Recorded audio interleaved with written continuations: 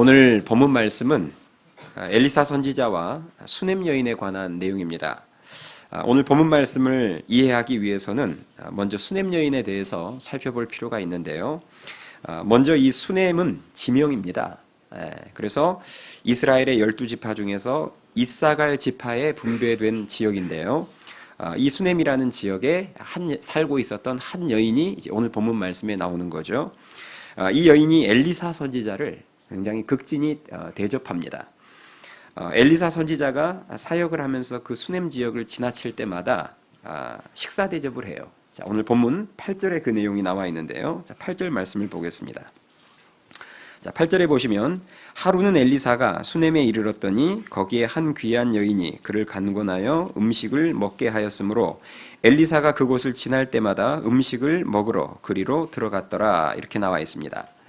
여러분들도 식사 대접을 해보셔서 아시겠지만 식사 대접 한 번 하는 것도 쉽지 않은 일인데 이 수넴 여인은 엘리사 선지자가 수넴 지역을 방문할 때마다 계속해서 대접한 것입니다. 이 정도의 섬김은 정말 진심으로 마음에서 우러나오지 않으면 할 수 없는 섬김입니다. 그런데 이 수넴 여인의 섬김은 거기까지만 해도 대단한데 섬김이 거기서 멈추질 않습니다. 남편에게 이런 부탁을 해요. 엘리사 선지자가 하나님의 거룩한 사람인데 우리가 식사 대접만 하지 말고 이곳을 지나칠 때마다 사용하실 수 있도록, 묵을 수 있도록 우리가 작은 방을 하나 만들어서 제공해 드렸으면 좋겠습니다 하고 남편에게 제안을 합니다. 자, 그 내용이 오늘 본문 9절 말씀에 보면 나와 있습니다. 자, 9절 말씀 보세요. 여인이 그의 남편에게 이르되 항상 우리를 지나가는 이 사람은 하나님의 거룩한 사람인 줄을 내가 아노니 청하건대 우리가 그를 위하여 작은 방을 담 위에 만들고 침상과 책상과 의자와 촛대를 두사이다. 그가 우리에게 이르면 거기에 머물리이다 하였더라. 자, 이렇게 해서 결국 엘리사는 남편의 허락을 얻어서 방을 하나 만들어서 엘리사 선지자에게 제공을 합니다. 자, 우리가 여기서 하나 알 수 있는 사실은 여인이 엘리사 선지자를 왜 이렇게 극진히 섬겼을까 하는 이유입니다. 그것은 이 여인이 과거에 엘리사 선지자에게 어떤 도움을 받아서 뭐 어떤 그런 과거에 졌던 빚을 갚기 위해서 이렇게 극진히 섬겼던 것도 아니었고 또 이렇게 극진히 섬겨서 앞으로 어떤 도움을 받을 것을 기대하며 섬겼던 것도 아니었습니다. 정말 순수하게 그 자신이 믿고 섬기는 여호와 하나님의 종이었기 때문에 그 엘리사 선지자가 자신이 믿고 섬기는 하나님의 종이었기 때문에 하나님을 사랑하고 하나님께 감사하는 마음으로 하나님의 종을 섬긴 거예요. 정말 순수한 섬김이었다는 것입니다. 그런데 놀라운 것은 이 여인에게도 아픔이 있었다는 거예요. 그것은 아들이 없는 것이었습니다. 오늘 본문 14절에 그 내용이 나오는데요. 14절 보시면 14절 가운데 부분부터 보세요. 14절 가운데 보시면 게하시가 대답하되, 게하시는 엘리야의 사환입니다. 종이에요. 게하시가 대답하되 참으로 이 여인은 뭐가 없고요? 아들이 없고 그 남편은 늙었나이다 하니 이렇게 나와 있습니다. 이 여인의 이 가정의 아픔은 아들이 없었다는 것, 그리고 그 뒤에다가 남편은 늙었다라는 설명을 덧붙여 놓은 것은 더 이상 소망이 이제 없다는 것을 우리에게 알려주기 위함입니다. 자, 우리가 이런 여인의 아픔과 이 가정의 속사정을 알고 나서 다시 앞에 나왔던 그 극진한 섬김을 보면 더 대단한 거예요. 우리가 사실 이 가정의 아픔의 문제를 알기 전에 여인의 섬김을 봐도 사실 그 섬김은 대단한 것이었는데 이런 아픔과 문제가 있는데 하나님의 종을 그렇게 극진하게 섬겼다는 것은 정말 위대한 일입니다. 수넴 여인이 살던 그 시대에 이스라엘 여인에게 아들이 없다는 것은 지금하고는 의미가 많이 다릅니다. 그 시대 여인에게 아들이 없었다는 것은 엄청난 수치였고 그리고 미래가 없는 것과 같았습니다. 여러분, 상황이 이러면 사실 얼마든지 하나님께 시험 들 법도 하잖아요. 그렇지 않습니까? 그런데 이 여인은 시험에 들지 않았고 여전히 하나님께 감사했어요. 하나님께 감사하는 마음이 있으니까 하나님의 종을 기쁨으로 최선을 다해서 섬긴 것입니다. 하나님에게 시험 들어서 원망, 불평이 있는 성도가 하나님의 종을 이렇게 극진히 자원하는 마음으로 섬길 수가 없습니다. 자, 그렇다면 수넴 여인이 아들이 없는 그 힘든 상황 속에서도 하나님에게 시험 들지 않고 여전히 감사하며 섬길 수 있는 이유가 오늘 본문 말씀에 나오는데요. 그 내용을 보기 전에 배경이 이렇습니다. 자, 수냄 여인의 극진한 섬김에 감동을 받은 이 엘리사 선지자가 그 여인을 불러다가 소원을 물어봐요. 그때 이 여인이 소원을 물어볼 때 대답했던 그 말 안에 이 여인이 왜 지금 감사하고 있는지, 왜 하나님의 종을 극진히 섬겼는지 이유가 담겨져 있습니다. 확인해 보겠습니다. 13절 말씀 보세요. 자, 13절 말씀 보시면 우리 13절 말씀을 한 목소리로 같이 읽겠습니다. 시작. 엘리사가 자기 사환에게 이르되 너는 그에게 이르라. 내가 이같이 우리를 위하여 세심한 배려를 하는도다. 내가 너를 위하여 무엇을 하랴? 왕에게나 사령관에게 무슨 구할 것이 있느냐 하니 여인이 이르되 나는 내 백성 중에 거주하나이다 하니라. 아멘. 자, 지금 뭐 내용이 긴 것 같지만 내용은 아주 간단합니다. 여인을 불러서 소원을 물어봤어요. 그때 여인이 했던 대답은 아주 간단했습니다. 저는 이 백성 중에 거주하나이다. 이게 소원을 물었을 때의 대답의 전부였습니다.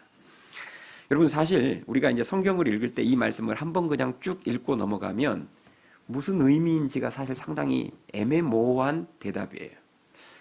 소원을 물었는데 저는 이 백성 중에 거주하나이다. 이게 도대체 무엇일까? 그러나 우리가 하나 확실하게 감을 잡을 수 있는 건 있죠. 소원을 물었는데 구체적인 대답을 한 거예요? 안 한 거예요? 안 한 거예요. 이 말은 무슨 말이냐면 어떤 것도 구하지 않았다는 것입니다. 솔로몬처럼 지혜를 구했던 것도 아니고 또 부나 건강을 구했던 것도 아니고 아들을 구했던 것도 아닙니다. 아무것도 구하지 않았어요. 그렇다면 이 여인의 대답, 내 백성 중에 거주하나이다. 이 대답은 어떤 의미일까? 이런 의미입니다. 내 백성 중에, 내 백성은 이스라엘 백성을 말해요. 하나님께 택함 받은 이 이스라엘 백성 중에 제가 백성으로서 잘 살아가고 있기 때문에 더 이상 저는 바랄 것이 없습니다. 그런 의미입니다. 다시 말해서 하나님의 택함을 받은 백성이라는 사실 하나만으로도 저는 감사하고 만족하며 살고 있습니다. 이런 의미입니다. 그래서 아무것도 구하지 않았던 거예요. 아들이 없었던 아픔도 이 감사, 내가 하나님의 백성으로 택함 받았다는 이 구원의 감사를 지워버리거나 덮어버릴 수 없었던 거죠. 이 여인이 하고 있는 이 구원에 대한 감사, 내가 하나님의 자녀로서 택함 받은 하나님의 자녀라는 구원에 대한 감사가 저와 여러분들에게도 있습니까?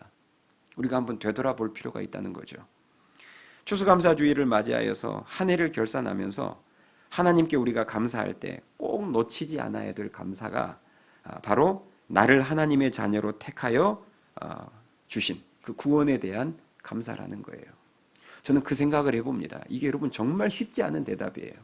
하나님이 소원을 물어봤는데, 그런데 하나님, 저는 제가 하나님의 자녀로 택함 받아서 이 지금 성도들 가운데 끼어서 살고 있다는 것만으로 감사해서 전 더 이상 소원 구할 게 없습니다 하고 소원을 말하지 않는다는 것은 이건 여러분 놀라운 일입니다. 목사인 저도 만약에 하나님이 저한테 소원을 물었는데 이 대답을 할 수 있을까? 저도 쉽지 않을 것 같아요. 저는 소원 말할 것 같아요. 이 구원에 대한 감사는 내 삶에 있는 모든 문제들을 다 덮고도 남을 감사입니다. 그것은 우리가 죽어보면 확실하게 알게 될 거예요. 우리가 죽기 전에는 구원의 은혜에 대한 가치를 온전히 다 알 수 없습니다. 부분적으로 알죠. 그런데 우리가 죽어서 하나님의 심판이 있다는 것과 천국과 지옥이 있다는 것을 우리가 두 눈으로 똑똑히 확인하게 되는 순간 구원의 은혜가 얼마나 큰 은혜인지 그 가치를 온전히 알게 될 것입니다. 지금 이 땅에 살아갈 때에는 구원에 대한 감사보다는 내가 원하는 대학에 합격하고 원하는 직장에 입사하고 남보다 빨리 승진하고 사업이 잘 되어서 재산이 늘어나고 좋은 집으로 이사하는 그런 것들이 훨씬 더 큰 감사로 여겨질 수 있습니다. 그러나 죽는 순간 방금 제가 열거했던 그런 세상적인 감사 제목들은 우리가 죽는 순간 그 감사 제목들은 생각도 잘 안 날 거예요. 오직 구원의 은혜에 대한 감사만 크게 여겨질 것입니다. 그리고 그때 깨닫겠죠. 이 구원의 은혜가 내가 세상 사는 날 동안 있었던 모든 내 문제와 아픔을 덮고도 남을 만한 큰 은혜였다는 것을 그때 비로소 깨닫게 되겠죠. 저는 바라기는 오늘 말씀에 나오는 수냄 여인처럼 구원의 은혜에 대한 감사를 오늘 여러분 회복하셔서 내가 교회를 위해서 봉사하고 이웃을 섬길 때에 기쁨으로 최선을 다해서 수냄 여인처럼 섬길 수 있기를 주님의 이름으로 축원합니다. 다시 본문으로 돌아가서요. 이 수냄 여인은 소원을 묻는 엘리사 선지자에게 자신은 이스라엘 백성으로서 이 백성들 가운데 잘 거하며 살고 있으니 더 이상 바랄 것이 없습니다. 이런 의미의 대답을 남기고 떠나버렸어요. 그러자 이제 엘리사 선지자는 뭔가를 해주고 싶은데 답을 안 하고 그냥 떠나버렸어요. 엘리사 선지자 입장에서도 충격이었겠죠. 그래서 엘리사 선지자가 거기서 포기하지 않고 자기와 함께 있는 사환, 이 게하시라는 사환에게 묻습니다. 내가 저 수냄 여인을 위해서 뭘 좀 해줬으면 좋겠는데 뭘 해주면 좋을까 하고 옆에 있는 사환에게 물어요. 자, 그 내용이 14절 말씀에 나와 있는데요. 아까 읽었지만 우리 앞부분부터 다시 한번 읽어보겠습니다. 14절 보세요. 엘리사가 이르되 그러면 그를 위하여 무엇을 하여야 할까 하니 게하시가 대답하되 참으로 이 여인은 아들이 없고 그 남편은 늙었나이다 하니 이렇게 나와 있습니다. 자, 지금 사환에게 묻는 장면이죠. 내가 저 여인을 위해서 무엇을 좀 해줬으면 좋겠는데 뭘 해줬으면 좋겠니 하고 사환에게 묻죠. 저는 이 엘리사의 마음이 어떻게 해서든지 그 여인을 위해서 뭔가 좋은 거 선물을 하나 주고자 하는 이 엘리사의 마음이 저는 하나님 아버지의 마음이라고 생각합니다. 솔로몬이 하나님을 사랑하고, 솔로몬 이야기 여러분 대충 아실 거예요. 솔로몬이 하나님을 사랑하고 왕위에 자기를 왕의 자리에 세워주신 그 하나님의 은혜에 감사하는 마음으로 하나님이 시키지도 않았던 일천번제를 본인이 자원해서 하나님 앞에 드립니다. 그러자 하나님이 일천번제를 드리는 솔로몬의 모습을 보면서 그렇게 감사하는 모습을 보면서 감동받으셨어요. 그래서 그날 밤에 꿈속에서 솔로몬에게 나타나셔서 소원을 묻습니다. 그때 솔로몬이 그 유명한 지혜를 구하죠. 여러분 지금 수냄 여인도 마찬가지인 거예요. 엘리사 선지자만 감동받은 게 아니라 하나님이 감동받은 것입니다. 하나님도 빤히 아시죠. 아들이 없는 아픔을 안고 살고 있는 여인이라는 것을 하나님이 이미 다 아시는데 그럼에도 불구하고 내가 이 하나님의 택한 백성 중에 거하는 이 택함받은 구원받은 은혜 하나만으로도 감사하면서 하나님의 종을 최선을 다해서 섬기는 그 모습을 보면서 하나님이 감동받으신 거예요. 구원의 은혜를 알구나. 너는 감사할 줄 알구나. 그래서 뭔가를 주시고자 하신 거죠. 여러분 우리도 하나님 감동시키는 인생이 되어야 하지 않겠습니까? 하나님이 이렇게 이 죄로 오염되고 타락한 이 세상을, 답답한 세상을 이렇게 둘러보시다가도 나를 보시고 내 가정을 바라보시는 그 순간 갑자기 마음이 따뜻해지고 흐뭇해지면서 내가 저 가정에게 정말 선물을 하나 주고 싶은데 뭘 주면은 기뻐할까? 하나님이 그런 고민하도록 만드는 그런 가정, 그런 인생이 될 수 있기를 주님의 이름으로 축원합니다. 수냄 여인에게 무엇을 해주었으면 좋겠느냐는 말에 사환이 이 게하시가 1급 정보를 하나 주어요. 그게 앞서 살펴봤던 이 가정은 엘리사 선지자님 이 가정은 아들이 없는데요. 남편은 많이 늙었습니다. 이 말은 이제 부부가 늙어서 자녀를 가질 이제 그런 소망도 없고 지금까지 자녀도 없습니다. 1급 정보를 준 거예요. 그러자 엘리사 선지자가 그 말을 듣고 다시 수냄 여인을 부릅니다. 이제 아까는 소원을 물어봤는데 그냥 가버렸죠. 그래서 다시 불러요. 다시 불러서 이번에는 소원을 묻지 않습니다. 왜? 물어봐야 또 나는 이 백성 중에 거주하나이다. 이 답이 나올 줄 아니까 이제 묻지 않고 일방적으로 엘리사 선지자가 그 자리에서 선포합니다. 뭐라고 선포하느냐? 내년 이맘때에 아들을 갖게 될 것이라고 선포해줘요. 그리고 그 말은, 그 예언은 그대로 성취됩니다. 17절 말씀 보겠습니다. 자, 17절 말씀 우리 한 목소리로 같이 읽겠습니다. 시작. 여인이 과연 잉태하여 한 해가 지나 이때쯤에 엘리사가 여인에게 말한 대로 아들을 낳았더라. 아멘. 놀라운 일이 일어난 거죠. 이제 기적이 일어난 것입니다. 자, 아들이 없었던 이 수냄 여인이 아들을 갖게 된 이유, 남편이 늙어서 더 이상 자녀의 소망이 없었던 이 가정이 자녀를 갖게 된 이유가 무엇입니까? 이유가 뭐죠? 작정 기도해서 얻은 게 아닙니다. 사실 이 여인은 아들을 구하지도 않았어요. 그런데 그럼에도 불구하고 아들을 얻게 된 이유는 감사하는 마음 때문이었습니다. 나를 하나님의 백성으로 택하여서 하나님의 백성들 가운데 거하게 해주신 하나님의 은혜에 대한 감사한 마음이 있었기 때문에, 그래서 그 마음 때문에 하나님의 종을 극진히 대접했고 하나님께서는 그 마음을 기뻐 받으시고 놀라운 기적을 선물해 주신 것입니다. 여러분, 이처럼 하나님이 주신 은혜에 대해서 진심으로 감사하는 자에게는 기적 같은 하나님의 은혜가, 더 큰 은혜가 임함을 믿으실 수 있기 바랍니다. 감사는 반드시 기적을 낳습니다. 우리가 다니엘을 보면요, 다니엘서 6장에 보면 다니엘의 아주 유명한 감사가 나오죠. 이제 악법이 통과된 것을 다니엘은 알고 있습니다.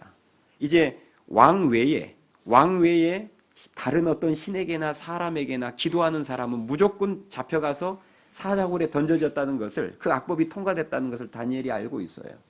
다니엘은 하루에 3번씩 꼬박꼬박 기도하던 사람입니다. 그런데 다니엘은 기도를 포기할 마음이 없어요. 이 말은 이제 죽어야 한다는 말입니다. 그런데 그 순간 다니엘이 늘 하던 것처럼 예루살렘을 향한 창가에서 기도하는데 그 마지막이 감사하였더라 이렇게 나와 있어요. 여러분, 다니엘에게 이 사자굴에 들어갈 위기가 있었던 때가 다니엘 나이가 90세입니다. 이제 정확한 연도는 알 수 없지만 거의 나이가 이제는 90세 전후예요. 그러니까 뭘 감사했겠습니까? 친한 하나님 90평생 동안 나에게 베풀어 주셨던 그 은혜를 생각하면 제가 내일 사자굴에 들어가는 일이 있다 할지라도 저는 여기까지만으로도 충분히 감사합니다 하고 감사했어요. 그러자 어떤 일이 벌어지느냐? 기적이 일어나죠. 하나님이 천사를 보내서 사자의 입을 봉하시고 사자굴 속에 들어간 다니엘이 머리카락 하나 다치지 않고 살아나오게 해주셨습니다. 그리고 그 모습을 목격한 왕이, 그 이방 나라 왕이 여호와 하나님을 같이 찬송하지 않습니까? 감사는 반드시 기적을 낳습니다. 내 삶의 문제 앞에서 기도만 하지 마세요. 우리의 가장 치명적인 약점 중에 하나가 뭐냐? 내 가정에, 오늘 본문으로 말하자면 불임의 문제 앞에서 기도만 하고 있는 것입니다. 왜 기도만 하세요? 지난날 하나님이 나에게 베풀어 주셨던 구원의 은혜, 그리고 그동안 주셨던 수많은 은혜에 대해서 감사도 하셔야죠. 데살로니가전서 5장에 보면 너희를 향한 하나님의 뜻이 이것이다라고 말씀하시는데 거기 보면 항상 기도하라고만 말씀하지 않으셨어요. 쉬지 말고 기도하라는 말씀 앞뒤로 무슨 말씀이 들어가 있냐면 항상 기뻐하라, 범사에 감사하라가 들어가 있습니다. 우리는 문제 앞에서 기도만 하면 안 됩니다. 왜 기도만 하세요? 지난날 받은 것도 많잖아요. 그것에 대해서 이 수냄 여인처럼 진심으로 감사하는 마음이 있고 그 마음을 하나님 앞에 표할 때 하나님은 그 감사를 받으시고 여러분 삶 가운데 삶의 문제 또 여러분들의 인생의 위기 앞에 기적을 베풀어 주심을 믿으실 수 있기 바랍니다. 이제 수냄 여인은 아들을 얻게 됐어요. 그럼 엄청난 일이 일어난 거잖아요. 이 가정에 소망이 없었는데 아들을 얻게 됐어요. 근데 놀라운 것은 아들을 얻은 후에 별다른 감사가 이 가정에 없었다는 것입니다. 또 이게 문제입니다. 자, 17절부터 다시 한번 볼까요? 17절 보세요. 여인이 과연 잉태하여 한 해가 지나 이때쯤에 엘리사가 여인에게 말한 대로 아들을 낳았더라. 그러면 그 다음 절에 무슨 내용이 나와야 될까요? 하나님께 이제 엘리사 선지자를 찾아가든지 하나님께 감사로 제사를 드리고 잔치가 벌어지고 하나님께 감사해야 맞는데 아무 감사의 흔적이 없어요. 아들을 낳았더라. 그 다음 보면 그 아이가 자라매 하면서 바로 그 다음 이야기로 넘어가 버립니다. 우리가 여기서 하나 알 수 있는 사실은 우리가 구하지도 않았던 것을 하나님께서 선물로 주셨을 때, 그럴 때 있죠. 내가 구하지도 않았는데 하나님이 선물로 주시면 우리는 그 은혜에 감사할 줄을 모른다는 것입니다. 구하지도 않은 것을 하나님이 바라보셨을 때, 야, 네 가정엔 이게 꼭 필요할 것 같다 하고 주었을 때 우리는 별로 감사하지 않아요. 자녀를 키워보신 분들은 이 말이 무슨 말인지를 좀 아실 거예요. 자녀들에게 선물을 줘보면요, 부모의 삶이 그거 아닙니까? 계속 자녀들에게 선물을 계속 주는 거예요. 자녀들에게 선물을 줘보면 감사의 크기가 각각 다릅니다. 이 선물을 줬을 때는 50만큼 감사하고, 저 선물을 주면 100만큼 감사하고, 또 이 선물을 주면은 20만큼 감사하고, 감사의 크기가 다 달라요. 여러분이 자녀에게 선물을 줬을 때, 그 자녀가 이제 부모에게, 나에게 선물을 받을 때 언제 가장 크게 기뻐하고 감사하던가요? 무슨 선물 줄 때? 대답해 보세요. 여러분 그동안 많이 선물 줬잖아요. 그러면 어떤 선물을 자녀가 받을 때 제일 크게 기뻐하고 감사하던가요? 비쌀수록? 그래요? 정답이 방금 어디서 나왔는데? 예, 원하는 것. 여러분 자기가 원하지도 않았고 부모에게 사달라고 조르지도 않고 구하지도 않았는데 부모가 너한테는 이게 필요할 것 같아 하면서 아무리 좋은 걸 줘도 감사하지 않습니다. 내가 원하는 게 아니었고 내가 구하는 게 아니었으면 사람은 감사하지 않아요. 그런데 내가 진짜 원했고, 그래서 늘 부모님한테 그걸 늘 사달라고 졸랐고, 그런데 그것을 마침내 부모가 사주잖아요. 그러면 가격에 상관없이 너무너무 기뻐하고 감사합니다. 그게 단 2만 원짜리여도 걔가 정말 원하는 것을, 구했던 것을 사주면 걔는 너무 크게 기뻐하는 거예요. 2만 원짜리를 사줘도. 그런데 200만 원짜리 3년 무료 이용권, 독서실 뭐권 이거 끊어줘봐야 300만 원이 아니라 500만 원짜리 끊어줘봐야 하나 기뻐하지도 않고 감사하지도 않습니다.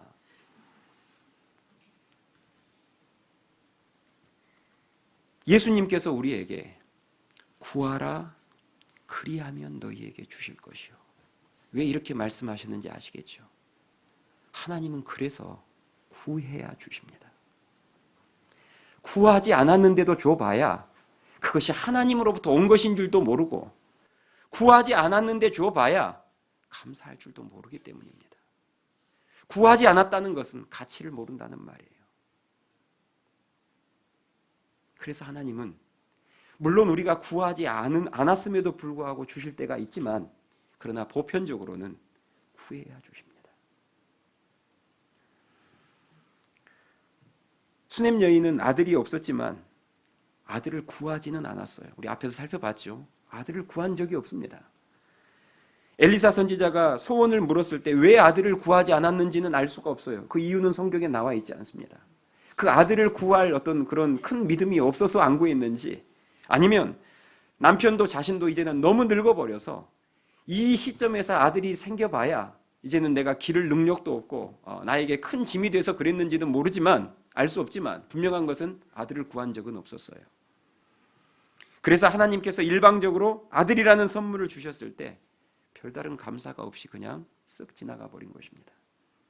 그런데요, 그랬던 수넴 여인이 나중에는, 오늘 본문 말씀에서 좀 더 뒤로 가면 나중에는 이 아들 때문에 진심으로 감사하게 됩니다.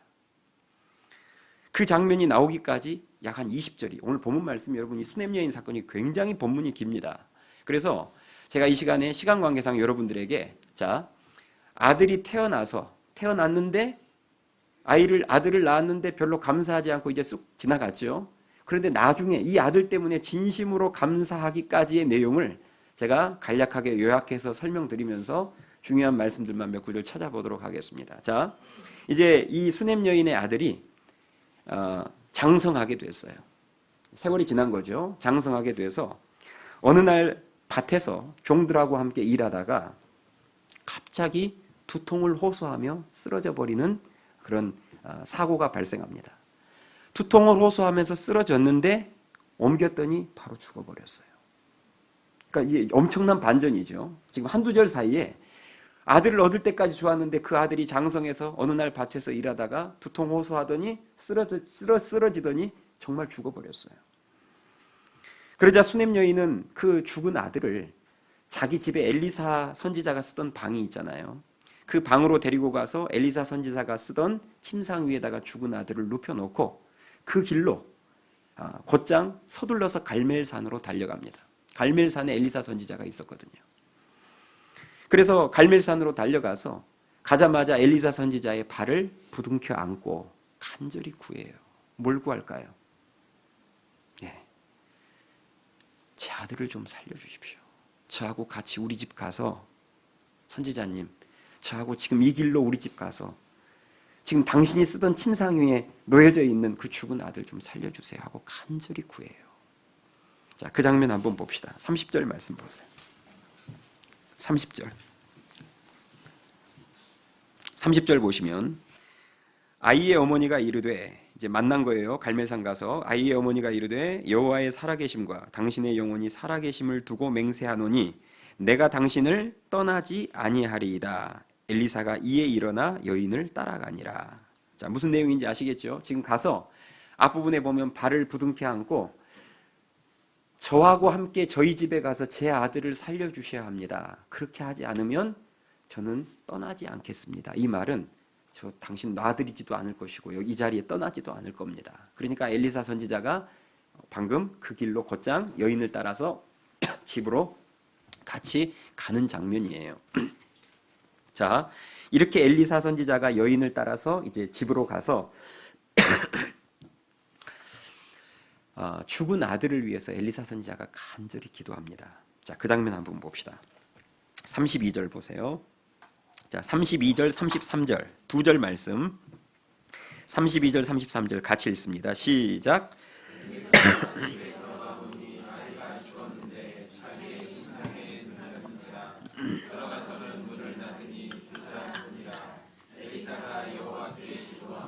아멘. 예. 자, 지금 이제 자기가 쓰던 침상에 눕혀져 있는 그 죽은 아들을 붙잡고 엘리사 선지자가 간절히 기도를 해요. 그러자 하나님께서 응답하셔서 아들의 목숨을 되돌려 주시는데요. 그게 이제 마지막 장면입니다. 죽은 아들의 목숨을 되돌려 주시는데, 자, 오늘 본문 36절, 37절 결론이자 마지막 장면입니다. 36절, 37절. 자, 제가 읽을 테니까 여러분 무슨 내용인지 잘 보세요. 엘리사가 게하시를 불러 저 수냄 여인을 불러오라 하니 곧 부름에 여인이 들어가니 엘리사가 이르되 내 아들을 데리고 가라 하니라. 자, 이제 아들이 살아난 것을 확인한 거죠. 37절 여인이 들어가서 엘리사의 발 앞에서 땅에 엎드려 뭐하고? 절하고 아들을 안고 나가니라. 이렇게 나와 있습니다. 자, 우리가 이 지금 말씀에서 주목해서 보아야 될 것은 뭐냐면 살아난 아들을 여인에게, 수냄 여인에게 되돌려 주자 여인이 그냥 가지 않습니다. 여기 방금 보니까 엘리사의 발 앞에서 땅에 엎드려서 뭐 했다고 나오죠? 절하고. 여러분 이 장면 보면 신약에 예수님이 병 고쳐준 사람 중에서 누구 생각나지 않으세요? 10명의 나환자 중에서 10명 나환자 고쳐줬는데 9명은 다 가버리고 사마리아 한 나환자만 돌아와서 꼭 이 장면이에요. 엎드려서 예수님에게 절합니다. 감사하죠. 그러자 예수님께서 그 9은 어디 있느냐 그러잖아요. 근데 10명 고쳐줬는데 왜 너 혼자만 돌아와서 감사하느냐? 여러분 지금 아까 분명히 없었던 아들을 기적적으로 얻었을 때는 이런 장면이 없었습니다. 감사하는 내용이 전혀 없었어요. 그리고 그냥 쓱 지나갔는데 이 여인이 언제 비로소 감사하느냐? 잃은 아들을 다시 되찾았을 때.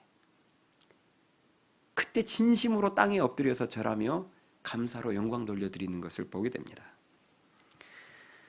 저는 이 여인의 모습이 오늘날 우리의 모습이라고 생각합니다. 하나님께서 은혜로 주신 것들에 대해서 감사하지 않고 살다가 언제 감사하느냐?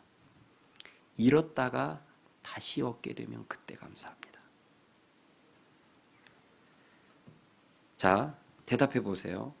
암에 걸렸다가 낫게 된 것이 더 큰 은혜입니까? 안 걸리고 살아가고 있는 게 더 큰 은혜입니까? 네, 대답은 잘하죠. 여러분, 암에 걸렸다가 낫게 된 것이 더 큰 기적입니까? 안 걸리고 계속 살아가는 게 더 큰 기적입니까? 당연히 후자죠. 그런데 우리는 언제 하나님께 감사하고 헌신과 희생을 결단하느냐? 전자입니다. 참 신기해요. 암에 걸렸다가 낫게 되면 감격하고 찬양하면서 이제 나에게 이 생명 주신 하나님께 내 삶을 바치겠습니다 하는데 암에 안 걸리고 살 때는 그런 진심 어린 감사와 그런 헌신이 없습니다. 힘이에요. 우리가 현재 가지고 누리고 있는 이 모든 것은 전부 하나님이 은혜로 주신 것들입니다. 우리가 태어날 때 뭐 하나 가지고 태어나지 않았고, 그래서 우리는 이 땅의 삶을 마치고 돌아갈 때도 뭐 하나 가지고 갈 수가 없습니다. 왜요? 다 내게 아니니까요. 그래서 고린도전서 4장 7절을 보면 하나님 말씀하시기를 내게 있는 것 중에 받지 아니한 것이 무엇이냐? 내가 받았은즉 어찌하여 받지 아니한 것 같이 자랑하느냐? 이렇게 말씀하고 있습니다. 다 하나님께서 은혜로 주신 것들인데 우리는 감사에 너무 인색합니다. 하나님 나에게 주신 것들이 얼마나 소중한 것인지를 모르는 거죠. 그러다가 언제 그게 소중한 것인지를 깨닫느냐? 오늘 이 여인처럼 잃었을 때 깨닫는 거예요. 주셨을 때 감사했으면 좋으련만. 그렇지 않아요? 아들을 얻게 됐을 때, 1년 후에 아들을 얻게 됐을 때 그때 엎드려서 절하며 하나님께 영광 돌렸으면 참 좋았으련만. 그때는 그냥 쓱 지나가 버립니다. 그리고 언제 진짜 감사하느냐? 잃었다가 되찾을 때 감사하는 거예요. 이게 참 우리들의 약점이고 아쉬운 부분입니다. 얼마 전에 저희 교회가 바자회를 했는데요. 집에 있는 물건들 중에서 내가 잘 안 쓰는 물건, 또 지금 나에게는 뭐 별로 의미가 없고 소중하지 않은 그 물건들을 이렇게 이제 성도들이 다 내놓았어요. 그리고 그것을 완전 헐가격으로 서로 이제 사고 팔았습니다. 그런데 그 바자회가 다 끝나고 한 집사님이 그런 나눔을 하셨어요. 나에게는 별로 소중하지도 않고 별 필요도 없어서 내놓은 물건인데 누군가 다른 어떤 사람이 나는 별로 소중하지도 않고 별 의미가 없어서 그냥 던지다시피 내놓은 그 물건을 또 다른 어떤 사람이 너무너무 소중하게 여기며 기뻐하며 감사하며 그 물건을 사는 모습을 보면서 감사에 대해서 다시 생각하게 됐다는 거예요. 누군가에게는 너무나 소중한 은혜를 나는 너무 당연하게 여기고 있지 않나. 누군가에게는 너무 가치 있는 것을 나는 너무 가치 없게 여기고 있지는 않나 되돌아보게 됐다는 거죠. 여러분, 배우자에 대한 감사가 있습니까? 청년들 중에는요, 정말 간절히 믿음의 배우자를 원하면서 눈물로 기도하는 청년들이 있습니다. 근데 지금 우리 장년들은 다 누리고 있잖아요. 대부분이. 지금 여러분, 저는 청년부 사역을 많이 해봐서 알아요. 정말 이 지구상에 하나님 진짜 제 짝꿍이 있을까요? 그 암담함과 답답함 속에서 눈물로 기도하고 있는 사람이 한쪽에는 있는데 우리는 그것을 누리고 있으면서도 감사가 없어요. 나보다 먼저 천국에 간 배우자와 단 하루만이라도 다시 시간을 보낼 수 있다면 하면서 기일에 눈물을 흘리고 있는 사람들이 많은데 우리는 24시간 날마다 늘 배우자와 함께 하면서도 아무런 감사가 없습니다. 내 부모님이 지금 살아 계시는 것만으로 감사하고 계시는 분 계십니까? 내가 철들기 전에 세상을 떠나버리신 그 부모님하고 단 24시간만이라도 다시 함께 할 수 있다면 얼마나 좋을까 하면서 눈물 흘리는 자녀들이 있어요. 그런데 우리는 부모님이 버젓이 살아 계셔도 별로 감사할 줄을 모릅니다. 직장에 대한 감사가 있으십니까? 직장이 없어서 혹은 내가 지금 직장 생활을 할 수 있는 형편이 안 되어서 못하고 있는 그 생활을 꿈꾸고 그리워하고 있는 성도들도 많고요. 여러분, 자녀에 대한 감사 있습니까? 제가 과거보다도 요즘이 더 그렇습니다. 정말 부부가 간절히 원하는데 자녀가 생기지 않아서 오늘도 눈물로 기도하는 가정들이 많습니다. 그런데 우리는 내 가정에 자녀가 1명, 2명, 3명 있음에도 불구하고 사실 그에 대한 감사가 별로 없어요. 교회에 대한 감사 있습니까? 주일이 되면 오늘은 내가 어느 교회를 또 나가야 되나 고민하면서 지금도 찾아 헤매는 성도들 꽤 많습니다. 교회가 정해지지 않아서 나한테 맞는 교회를 찾지 못해서 주일 아침마다 눈 뜨면 그게 힘든 거예요. 오늘은 또 어느 교회를 내가 찾으러 돌아다녀야 하나? 내가 주일 아침에 눈을 떴을 때 단 1초의 망설임도 없이 예배드리러 나갈 수 있는 내 교회가 있다는 것. 여러분 얼마나 큰 감사한 일인지 모릅니다. 그 감사가 여러분 있습니까? 여러분 밤 예배에 대한 감사 있으세요? 나는 이렇게 수요일 밤에도 주일 밤에도 밤 예배를 드릴 수 있는 환경을 감사한다. 내가 대수롭지 않게 여기고 자주 빠지는 밤 예배를 너무나 가고 싶어 간절히 애타게 원하는 성도도 있습니다. 제가 군복무 시절에요. 사실 남자가 제일 자유를 박탈할 때가 군복무 시절 아닙니까? 제 군복무 시절에 꼭 이맘때예요. 11월 달. 이 기간은 무슨 훈련하는 기간이냐면 천리행군 하는 기간입니다. 해마다. 훈련 중에서 제일 큰 훈련이 천리행군이에요. 한 달 동안 산속에서만 삽니다. 기간이 한 달이에요. 산속에서 계속 행군하고 이동하고 작전 수행하고 텐트 치고 자고 이 생활만 한 달을 반복하는데 주일 밤, 수요일 밤만 되면 제가 너무 예배가 가고 싶은 거예요. 작전 수행 중이니까 못 가는 건 뻔히 알고 또 이 작전 수행 중이니까 안 가야 되는 건 알지만 너무 밤 예배가 가고 싶은 거예요. 그래서 제가 하나님, 저 정말 밤 예배가 가고 싶네요. 그래서 제가 제대하고 나와서 첫 밤 예배를 나가서 밤 예배를 드리면서 너무 감사했던 기억이 있습니다. 하나님, 이제 제가 밤 예배를 드릴 수 있게 됐네요. 근데 세월이 이제 많이 지났어요. 지금 밤 예배에 대한 감사가 저한테 그때처럼 없습니다. 이게 인간이에요. 어느 순간부터 너무 자연스럽게 당연하게 여기는 거죠. 누군가는 그게 없어서 간절히 애타게 찾고 있는데 오늘도 건강한 모습으로 내 건강한 두 다리로 내가 직접 걸어서 이 예배의 자리에 나온 그 건강 주신 하나님에 대한 감사가 있습니까? 저는 목사이기 때문에 병원 신방을 많이 다니는데요. 이렇게 큰 사고가 나거나 큰 질병으로 병원에 입원해서 제가 신방을 가서 기도 제목 물어보면요. 그 병상에 누워있는 환자들의 대부분의 소원이 대단한 게 아닙니다. 목사님, 지금은 제가 아파서 병원에서 병원 내에 있는 그 예배당에 가서 예배를 드리지만 제가 이거 회복해서 제 두 다리로 걸어서 우리 교회에 가서 예배 드리고 싶어요. 이게 소원인 사람들이 많습니다. 지금 여러분들이 그걸 누리고 계시잖아요. 여러분 그에 대한 감사와 감격이 있습니까? 오늘 내가 너무 당연하게 누리고 있고 감사하게 생각해 본 적 없는 그것이 누군가에게는 간절한 소망이자 기도 제목이에요. 그것이 하나님의 크신 은혜라는 사실을 깨달아 알아야 합니다. 오늘 수냄 여인처럼 잃고 나서 그제서야 깨달으면 안 돼요. 잃기 전에. 잃었다 되찾고 나서 하는 감사가 아니라 물론 그때도 감사해야 되겠지만 잃어버리기 전에 나에게 이 머물러 있는 이게 얼마나 큰 은혜인지를 알고 우리가 미리미리 감사할 수 있다면 얼마나 좋겠습니까?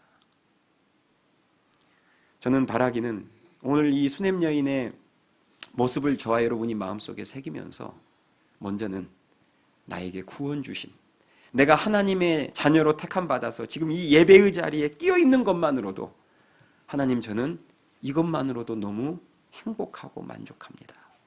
더 이상 바랄 것이 없습니다라고 말할 만큼 구원의 은혜에 대한 감사가 저와 여러분들에게 회복되기를 원합니다.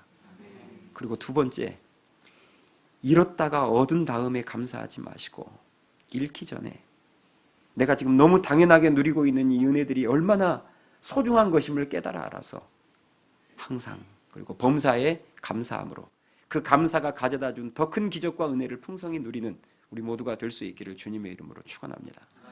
찬양합시다.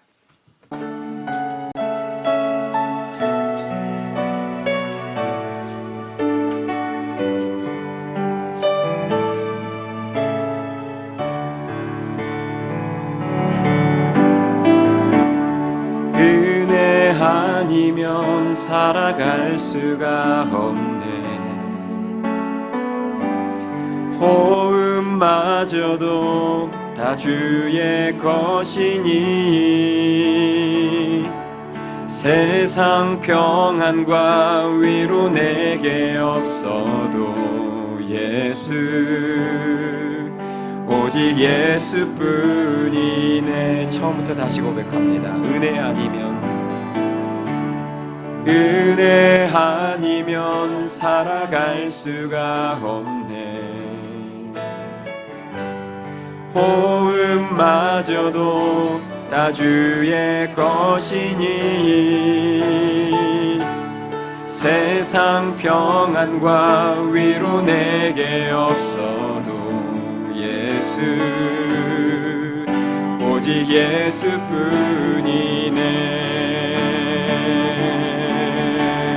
크신 계획 다 볼 수도 없고 작은 고난에 지쳐도 주께 묶인 나의 모든 삶 버티고 견디게 하시네.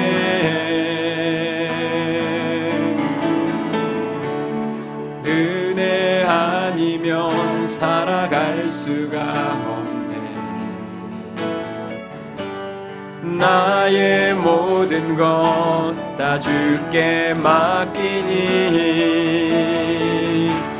참된 평안과 위로 내게 주신 주 예수, 오직 예수뿐이네. 크신 계획 다 볼 수도 없고 크신 계획 다 볼 수도 없고 작은 고난에 지쳐도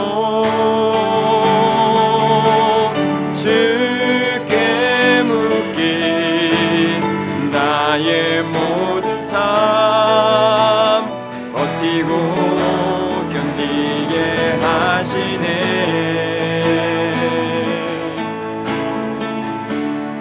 은혜 아니면 살아갈 수가 없네. 나의 모든 것 다 주께 맡기니 참된 평안과 위로 내게 주신 주 예수, 오직 예수뿐이네. 우리 여러분 이 시간 기도합시다.